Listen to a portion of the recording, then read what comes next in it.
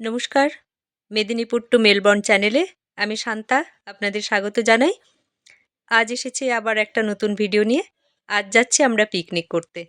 বাড়ির 5-6 জন মিলে বেরিয়েছি। জায়গাটা বাড়ি থেকে কিছুটা দূরেই। পিকনিক বললেই না ছোটবেলার কথা মনে পড়ে। যখন স্কুলে পড়তাম, শীতকালে রবিবার মানেই পিকনিক হবে।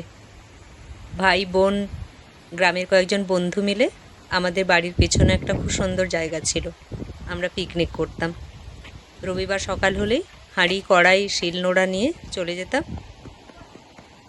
উনুন একটা কড়াই থাকতো, ডাল ভাত একটা তরকারি রান্না হতো, আর কলা পাতা কেটে রান্না শেষে বসে কলা পাতায় খাওয়া হতো। তারপর একটু খেলাধুলো গল্প টল্প করে বিকেল হলে বাড়ি ফিরতাম। তখন যে কী উৎসাহ ছিল আর এত আনন্দ হতো, এখন আর সেটা বোঝানো যাবে না। আর এখানে পিকনিক করতে এসে না বারবার মনে পড়ছে ওই দিনগুলো।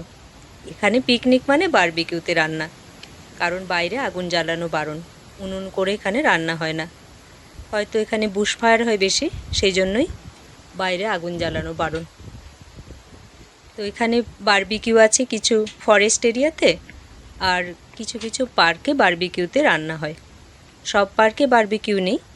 অ্যান্থনির বাড়ির পাশাপাশি একটা পার্ক আছে, ওখানে বারবিকিউ আছে। আমরা এসছি, এখন একটু ঘুরে জায়গাটা দেখে বাড়ি ফিরে চলে যাব। আর বাড়ি ফেরার পথে ওই পার্কে যাব, গিয়ে বারবিকিউতে কিছু একটু রান্না হবে, তারপর খেয়ে বাড়ি ফেরা হবে।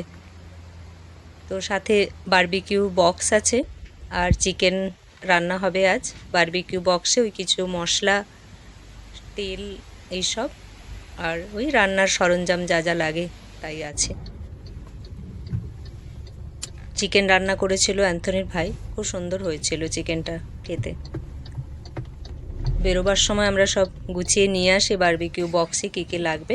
আর আমি বারবিকিউতে রান্না করতে এখনও শিখিনি, সবে শুরু করেছি শেখা, পুরোটা শিখিনি এখনও।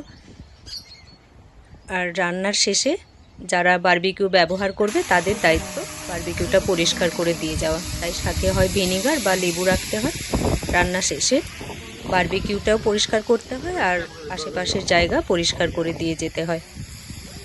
সবাই ভালো থাকুন, আজকের মতো এখানে রাখি, আবার দেখা হবে।